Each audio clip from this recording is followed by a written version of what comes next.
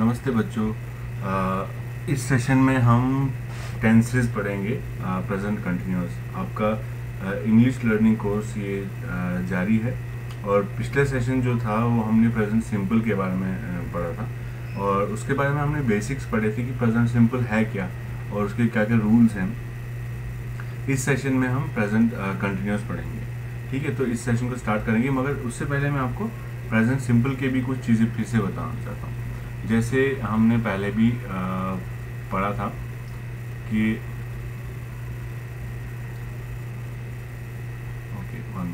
जैसे हमने पहले भी पढ़ा था कि प्रेजेंट टेंस के चार ये हैं, सिंपल, चार टाइप्स हैं, सिंपल, कंटिन्यूअस, परफेक्ट और चौथा है परफेक्ट कंटिन्यूअस।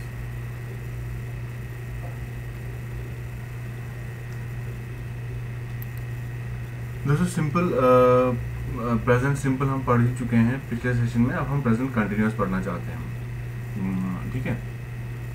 तो प्रेजेंट सिंपल फिर से रिवाइज कर लेते हैं। रिवाइज करना इम्पोर्टेंट है। प्रेजेंट सिंपल में क्या होता है, सेंटेंस कैसे बनता है, सब्जेक्ट प्लस वर्ब, और अगर सब्जेक्ट सिंगुलर हो और थर्ड पर्सन हो तो वर्ब के साथ एस लगता है, वरना एस नहीं लगता है, ठीक है। हम एक दो एग्जाम्पल्स लेंगे प्रेजेंट सिंपल की फिर से। जैसे मैं बोलूँगा they drive to the office every day. ये बताइए इसमें सब्जेक्ट क्या है और वर्ब क्या है। सबसे पहले हम आइडेंटिफाई करेंगे वर्ब क्या है। वर्ब क्या है, ऑफिस वर्ब नहीं है, एवरीडे वर्ब नहीं है, तो वर्ब है ड्राइव, गाड़ी चलाना, ठीक है। तो सब्जेक्ट क्या है, कर कौन रहा है, ये दे, ये सब्जेक्ट है। तो अब क्योंकि दे सिंगुलर नहीं है, प्लूरल है, प्लस थर्ड पर्सन है, तो हम क्या करते हैं, सिंगुलर नहीं है, प्लूरल है, इसलिए हम एस नहीं लगाएंगे। अगर ही होता दे की जगह तो हम क्या करते, ड्राइव्स लगाते, या शाम होता, राम होता, कुछ भी होता तो हम एस लगाते ड्राइव में, क्योंकि ये प्लूरल है, प्लूरल के साथ एस नहीं लगता है, ठीक है। एक और सेंटेंस देखते हैं।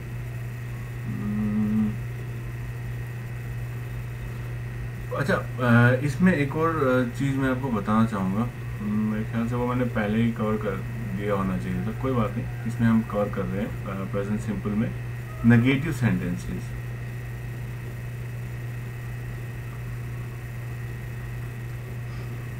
ठीक है, नेगेटिव सेंटेंसेस जो प्रेजेंट सिंपल के हैं, प्रेजेंट सिंपल के नेगेटिव सेंटेंसेस कैसे बनते हैं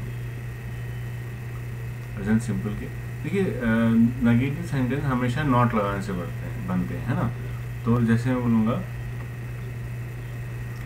कि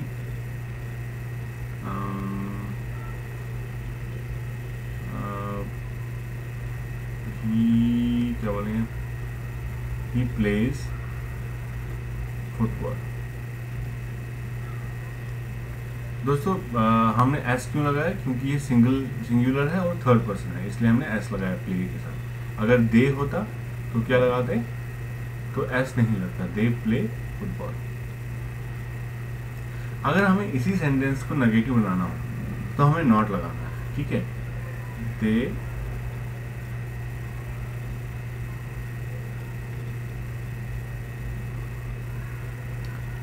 अब दे प्ले नॉट फुटबॉल, ऐसा लिखेंगे क्या हम, नहीं, ऐसा नहीं लिखेंगे, ये गलत सेंटेंस है। हम क्या करते हैं, हम एक ऑक्सिलरी वर्ब लगाते हैं। ऑक्सिलरी वर्ब क्या होता है, एक हेल्पिंग वर्ब लगाते हैं, ठीक है। जैसे मैं आपको एक एग्जांपल दूंगा, ये नेगेटिव सेंटेंस कैसे बनता है, नेगेटिव सेंटेंस कैसे बनता है। अगर मैं लिखूं ही इज गुड, तो इसका नेगेटिव क्या बनेगा, simple, he is not good, ठीक है। आई एम फाइन, इसका नेगेटिव सेंटेंस क्या बनेगा, I am not fine, simple. अच्छा, इसमें समझने वाली बात ये है कि पहले ये बताइए इसमें वर्ब क्या है पहले सेंटेंस में। गुड वर्ब नहीं है, ही वर्ब नहीं है, तो वर्ब क्या है? क्या ऐसा कोई मतलब हमने वर्ब की डेफिनेशन ये देखी थी कि वर्ब वो है जो जिसमें कुछ काम होता है, कार्य होता है, पर इसमें तो कोई काम नहीं हो रहा है ना, कोई काम नहीं, वो अच्छा है, इसमें कोई काम नहीं हो रहा है। बट अगर आपको याद है, मैंने एक और सेशन में आपको बताया था कि इंग्लिश में बी की फॉर्म्स, बी मतलब होना, होने की फॉर्म्स को भी हम वर्ब मानते हैं। तो होने की फॉर्म्स कौन सी है? इज, एम, आर, ठीक है, वॉज, वर, ये सब बी की फॉर्म है, हूँ, हैं, था, थे, ये सब बी की फॉर्म है। होना भी एक वर्ब माना जाता है, ठीक है, इसलिए हम इसको वर्ब मानेंगे और ये सब्जेक्ट है, ठीक है, जिसके बारे में बात कर रही है, तो हम डायरेक्टली नॉट लगा देते हैं कि I am fine, I am not fine. ये हम अभी प्रेजेंट सिंपल की ही बात कर रहे हैं, ठीक है, ये आप जान रखिए, इसमें प्रेजेंट सिंपल ही मैं समझा रहा हूँ अभी आपको, ठीक है। ये नेगेटिव सेंटेंस है। अब अगर ये तो ऐसे सेंटेंसेस थे जिनमें बी की फॉर्म वर्ब था, है ना, इज, एम, ये बी की फॉर्म है, वर्ब था, डायरेक्टली नॉट लग गया। अब इससे ऊपर जो हमने सेंटेंस लिखा, they play football, they play sorry play football, तो यहाँ वर्ब क्या है? खेलना, प्ले वर्ब है, और ये सब्जेक्ट क्या है? दे। तो यहाँ कोई भी हमारे पास बी की फॉर्म वर्ब नहीं है, यहाँ हमारे पास प्रॉपर वर्ब है, खेलना एक वर्ब है, इसमें काम दर्शाता है, ठीक है। तो यहाँ हम नॉट नहीं लगा सकते, हम ये नहीं लिखेंगे they play not football, they play not football, ये गलत है, वो फुटबॉल खेलते हैं, ये गलत है, गलत सेंटेंस, ये ऐसे नहीं लिखा। तो इससे हम क्या करते हैं, हम डू या डज यूज करते हैं, डू या डज, ठीक है। अब डू लगाएंगे या डज लगाएंगे, बताओ? दे डज नॉट प्ले फुटबॉल, क्या है? ठीक है। अब इसमें फिर से वही रूल देखना चाहिए हमें जो हमने देखा था कि अगर सब्जेक्ट सिंगुलर हो, थर्ड पर्सन हो, तो वर्ब के साथ क्या लगता है? एस। अगर वो प्लूरल हो तो एस नहीं लगेगा। यहाँ क्या है? वो सब्जेक्ट प्लूरल, दे है, इसलिए एस नहीं लगेगा। तो डज में एस है, एस नहीं लगेगा, इस एस को हम काट देते हैं। They do not play football, ऐसे आएगा। मान लो ही goes to office, वो ऑफिस जाता है, ठीक है। goes क्यों हुआ? क्योंकि ये सिंगुलर है, थर्ड पर्सन है, सिंगुलर है, ठीक है, इसलिए goes लग गया। अब इसका नेगेटिव बनाइए, ही क्या आएगा? डू या डज? डू आएगा या डज आएगा?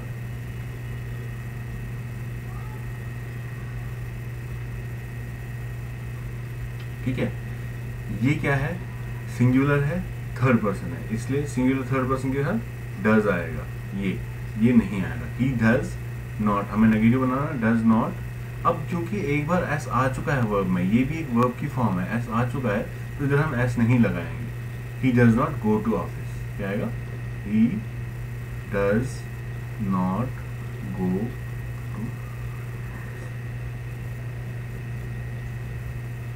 आपको समझ में आ रहा है? ये हम अभी प्रेजेंट सिंपल ही पढ़ रहे हैं, अभी हम प्रेजेंट कंटिन्यूस पे आए ही नहीं, ठीक है। प्रेजेंट सिंपल को हम इलेबोरेट करके पढ़ रहे हैं। अच्छा दोस्तों, मैं आपको एक और चीज़ बताता हूँ। अब पहले हमने नॉर्मल सेंटेंसेस पढ़े, नॉर्मल जिन्हें हम अफर्मेटिव सेंटेंसेस भी बोलते हैं, ठीक है। अफर्मेटिव सेंटेंस मतलब पॉजिटिव सेंटेंसेस। फिर हमने अभी नेगेटिव सेंटेंसेस पढ़े,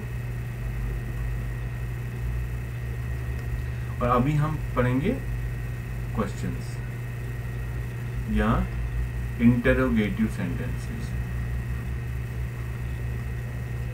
अगर आप मूवीज वगैरह देखते हो बहुत सारी, तो हम बोलते हैं इंटरोगेशन चल रही है, इंटरोगेशन, पुलिस इंटरोगेशन कर रही है, इंटरोगेशन मतलब क्या है, छानबीन करना। तो ऐसे सेंटेंसेस जहाँ पे छानबीन सी हो रही है, आप क्या कर रहे हो, तुम क्या कर रहे हो, कहाँ गए थे, इस तरीके के सेंटेंस को इंटरोगेटिव सेंटेंस करते हैं, जहाँ पे छानबीन टाइप की हो रही है और जहाँ पे क्वेश्चंस हो रहे हैं। तो क्वेश्चंस कैसे बनते हैं अगर आपको पता हो, सिंपल है। अगर हमें सिंपल सेंटेंसेस है, जैसे ही इज गुड, हम वही सेंटेंस लेंगे, सिंपल सेंटेंस लेंगे, वो अच्छा है, ठीक है। वर्ब क्या है, मैं पूछता हूँ, बी की फॉर्म है, होना भी एक वर्ब है, हालांकि इसमें काम कोई नहीं हो रहा है, मगर हमने इंग्लिश ग्रामर में ये सीखा है कि बी होना भी एक वर्ब है, इसलिए इज भी एक वर्ब है, इज वर्ब है, सब्जेक्ट क्या है हमारा, ही इज गुड। अब ये याद रखने की ज़रूरत है दोस्तों कि क्वेश्चन जब बनाते हैं तो हम क्या करते हैं, हमें कुछ नहीं करना है, ये जो वर्ब है इसको सब्जेक्ट से पहले डाल दो, क्या बनेगा, इज ई गुड, और यहाँ पे क्वेश्चन मार्क होगा, क्या वो अच्छा है, सिंपल, ठीक है। या आई एम फाइन, मैं ठीक हूँ, ठीक है। अब इसमें वर्ब क्या है, होने की फॉर्म, ये वर्ब है और ये सब्जेक्ट है, हम क्या करेंगे, वर्ब को सब्जेक्ट से पहले लाएंगे, एम आई फाइन, क्या मैं अच्छा हूँ, क्या मैं ठीक हूँ, ठीक है। तो ये क्वेश्चन बन गया, यहाँ पे क्वेश्चन मार्क आ जाएगा, समझ में आ गया। अब वो सेंटेंस जहाँ पे वी की फॉर्म नहीं, जैसे ही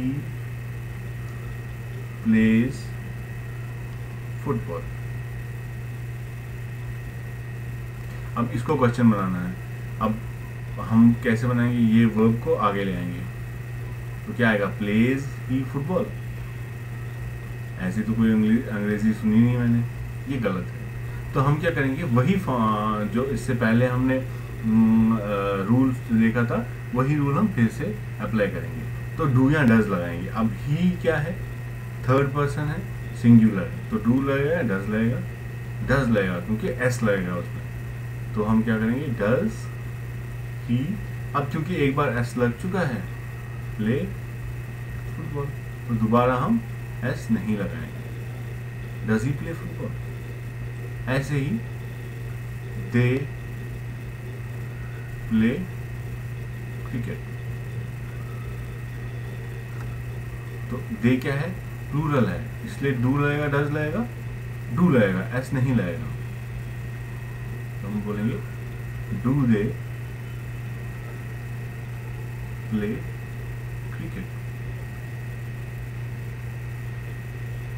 ठीक है दोस्तों। समझने वाली बात यही है कि हम प्लूरल जब बहुत सारे हैं तो उसमें एस नहीं लगता है, ठीक है। बहुत सारों में पहले से ही वो बहुत ज़्यादा है, इसलिए हम कोई चीज़ एक्स्ट्रा जोड़ेंगे नहीं, इसको इस तरीके से याद रखो। और जब कम है, एक ही है, तो एस जोड़ दो, क्योंकि कम है हम एक और चीज़ जोड़ देते हैं, एस जोड़ दो, ठीक है। ये प्रेजेंट सिंपल था। अब हम पढ़ेंगे प्रेजेंट कंटिन्यूअस के बारे में।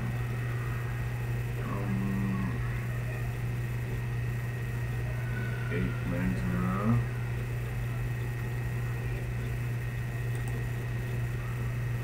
ठीक है।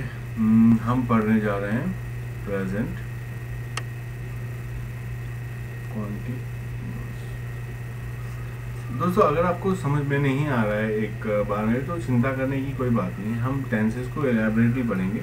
ये सारे के सारे टेंसेस हम अलग अलग सेशन में लेंगे, और फाइनली एक और टेंसेस का सेशन मैं खुद से पढ़ाऊँगा आपको, जिसमें इन सारे टेंसेस फिर से रिपीट होंगे। तो आप जितना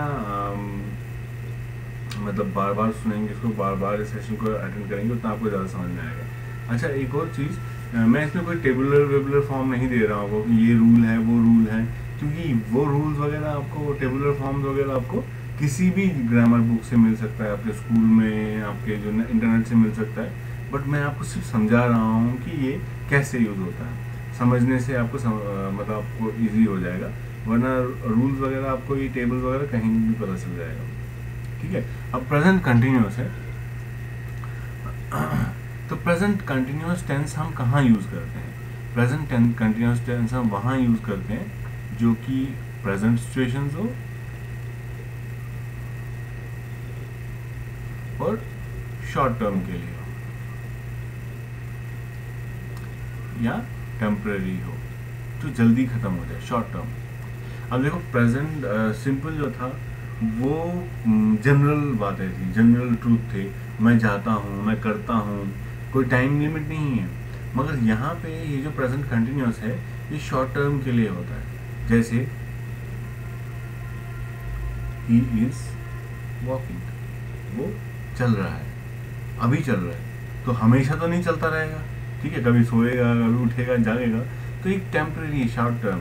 मगर अगर हम सिंपल प्रेजेंट लें तो क्या हम लिखते हैं, ही वॉक्स, वो चलता है, ठीक है, वो चलता है, मतलब ये एक इसमें टाइम से कोई लेना देना नहीं, परमानेंट चीज़ है, वो चलता है, हाँ भाई चलता है, ठीक है।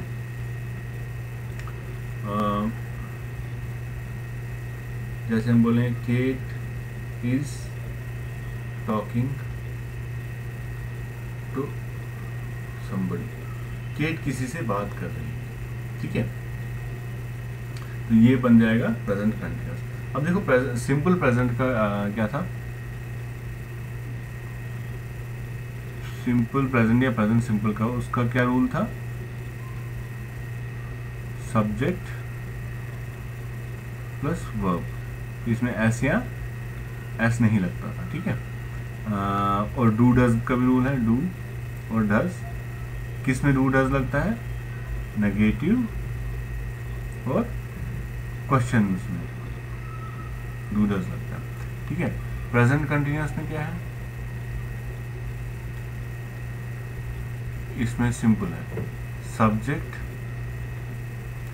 प्लस बी की फॉर्म, ठीक है, बी की फॉर्म ही लगेगी, और वर्ब प्लस आईएनजी, वर्ब की कौन सी फॉर्म लगती है, आईएनजी, तो ठीक है, आईएनजी फॉर्म मतलब वो जा रहा है, कर रही है, ठीक है, तो हमेशा सब्जेक्ट प्लस बी की form plus verb plus ING. जैसे आई एम लुक, एम क्या है, बी की फॉर्म है, आई के साथ हमेशा एम लगता है, ये ध्यान रखिए, ठीक है, मतलब बी की फॉर्म अगर लगाना, आई इज और आई वाज नहीं लगेगा, सॉरी, आई एम, तो लुकिंग एट द अपार्टमेंट, ठीक है। अब प्रेजेंट कंटिन्यूअस में नेगेटिव सेंटेंसेस कौन से होते हैं, कैसे बनते हैं, नेगेटिव सेंटेंसेस कौन से हो गए, नॉट वाले, तो ही इज वॉकिंग है, चल रहा है, ING form, subject plus be की फॉर्म प्लस क्या है, simple, he is not walking, वो नहीं चल रहा है, तो वो बैठा हुआ है, ठीक है। दे, वो चल रहे हैं, दे आर कमिंग, वो आ रहे हैं, आईएनजी फॉर्म, ठीक है, दे आर नॉट कमिंग, वो नहीं आ रहे, दे आर नॉट कमिंग। अब इसमें एक चीज़ ध्यान रखो दोस्तों, जैसे हम बोल रहे वो आ रहे हैं या वो नहीं आ रहे हैं, जनरली जो प्रेजेंट कंटिन्यूअस टेंस है वो कब यूज़ होता है, जैसे अभी कोई घटना हो रही है, अरे देखो वो आ रहे हैं, अभी आ रहे हैं ना, मगर हम ऐसे भी बोलते हैं, अरे वो आ रहे हैं क्या, आज नहीं आ रहे हैं, ओके वो नहीं आ रहे हैं, मतलब वो अभी नहीं हो रहा है, फ्यूचर की बात है, मतलब शाम को आ रहे हैं क्या, नहीं आ रहा है, या वो यहाँ आ रहे हैं शादी में, कल की बात कर रहे हैं, तो फ्यूचर जो नियर फ्यूचर होता है, जो जहाँ पर पक्का होता है कुछ इवेंट का, वहाँ पे भी हम प्रेजेंट कंटिन्यूअस यूज़ कर सकते हैं, ठीक है बच्चों। तो ये हो गया। अब ऐसे ही हम इसके क्वेश्चन भी बनाएंगे, interrogative sentences, interrogative sentences, he is coming to home, वो घर आ रहे हैं, तो इंटरोगेटिव सेंटेंस क्वेश्चन बनाने की क्या होता है, वर्ब को हम सब्जेक्ट से पहले ले आते हैं, वर्ब क्या है यहाँ पे, इज, बी की फॉर्म को ही हम यहाँ पे खींच लेते हैं, तो is he coming to home, क्या वो घर आ रहे हैं, ठीक है। दे आर टॉकिंग, वो बात कर रहे हैं, तो वर्ब को सब्जेक्ट से पहले ले आओ, आर दे टॉकिंग, क्या वो बात कर रहे हैं, ठीक है। दोस्तों इंटरोगेटिव सेंटेंसेस प्रेजेंट कंटिन्यूअस इतना ही है, इससे ज़्यादा नहीं है। बस ये है कि हम एग्जांपल्स और एग्जांपल्स देख सकते हैं और एग्जांपल्स पढ़ सकते हैं और इसको कवर कर सकते हैं। तो फिलहाल के लिए मैं इतना ही इसको इस सेशन में कवर करूँगा, और नेक्स्ट सेशन में जब हम प्रेजेंट परफेक्ट हो जाएंगे तब फिर से मैं प्रेजेंट सिंपल और प्रेजेंट कंटिन्यूअस को रिविजिट करूँगा, फिर से आपको थोड़ा उसका रिवाइज कराऊंगा ताकि आपको समझ में आ सके कि एग्जैक्टली क्या है। जितने टेंसेस हम आगे बढ़ते जाएंगे उतना आपको पीछे का समझ आता रहेगा। अगर मैं एक ही टेंस को बार बार समझाऊँ तो वो आपको समझ में नहीं आएगा उतना कंपैरेटिवली। तो धीरे धीरे हम जब आगे बढ़ते रहेंगे तो पुराने टेंसेस को रिवाइज करना बहुत ज़रूरी है, तो उसकी तरह से आपको समझ में आता रहेगा। बाकी जो रूल्स वगैरह है वो अपनी बुक से या इंटरनेट से कहीं से भी मिल जाएंगे, पर यहाँ हम समझने की कोशिश कर रहे हैं कि कैसे ये होता है। ठीक है,